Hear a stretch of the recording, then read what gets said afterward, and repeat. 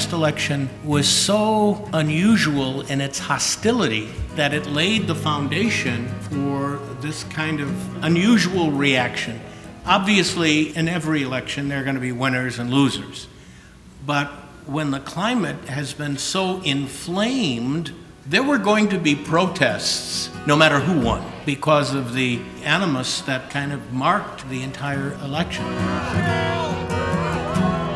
We've just begun a conversation about how we're going to move forward with the present election because it's so beyond the pale of what we've faced before in terms of the status quo. You know, we knew the lay of the land when you approached a Democratic presidency or Republican presidency, you were going to kind of approach them in these ways.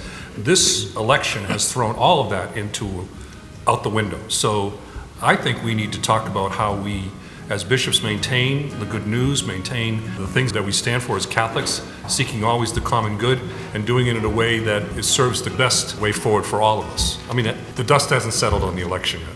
One of the things that I think we're grappling with now is not just bringing Catholics together, it's bringing Americans together.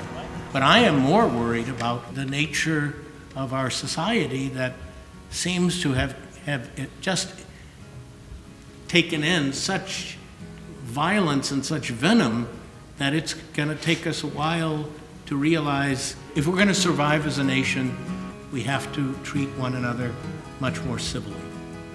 I would hope that we as Catholics, no matter who you voted for or where you are on the political spectrum, would be able to come together in Eucharist and say, there's one Lord, there's one Eucharist, there's one church, and it's big enough to embrace all of us. Prayer. We need to pray. We need to pray for one another, especially for our government leaders. So I think prayer can help us to understand. And then the other thing that I think is important is to, whatever the political views of Catholics, we all need to evangelize our culture. So it's a great opportunity to be missionary disciples, and Pope Francis is asking us to do.